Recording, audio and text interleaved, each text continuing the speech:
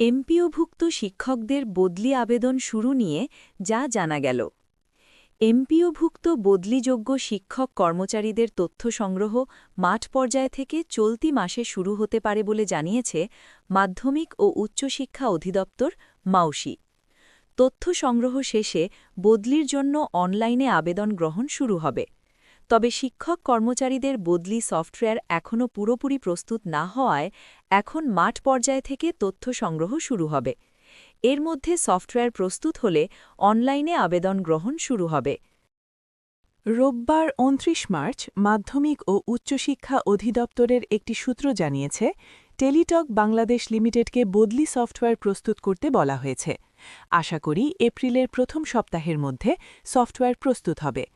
এপ্রিলের প্রথম সপ্তাহ থেকে শিক্ষক কর্মচারীদের তথ্য সংগ্রহ শুরু হলে এই কার্যক্রম শেষ করতে বেশ সময় লাগবে, কেননা যে তথ্যগুলো সংগ্রহ করতে হবে সেগুলো অনেক জটিল।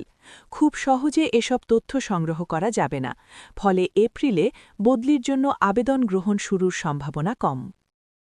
এ বিষয়ে জানতে চাইলে মাউসির উপপরিচালক মাধ্যমিক মোহাম্মদ ইউনুস ফারুকী গণমাধ্যমকে বলেন, শিক্ষা মন্ত্রণালয় থেকে টেলিটককে ১ এপ্রিলের মধ্যে সফটওয়্যার প্রস্তুত করতে বলা হয়েছে। তারা সফটওয়্যার রেডি করলে আমরা কোনো কালক্ষেপণ না করে দ্রুত তথ্য সংগ্রহের কার্যক্রম শুরু করব। তথ্য সংগ্রহ করতে কিছুটা সময় লাগবে, এটি দ্রুত সম্ভব হবে না। এই কাজ শেষ হলে বদলির জন্য আবেদন গ্রহণ শুরু করা হবে। কবে নাগাদ আবেদন গ্রহণ শুরু হতে পারে এমন প্রশ্নের জবাবে তিনি আরও বলেন, এটি এই মুহূর্তে বলা সম্ভব নয়। মাঠ পর্যায় থেকে তথ্য সংগ্রহের পর সময়সীমা বলা যাবে।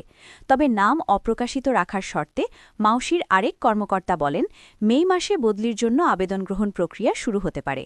তবে মাঠ পর্যায় থেকে তথ্য সংগ্রহ করতে বিলম্ব হলে আবেদন গ্রহণ শুরুর সময় আরও পেছাতে পারে।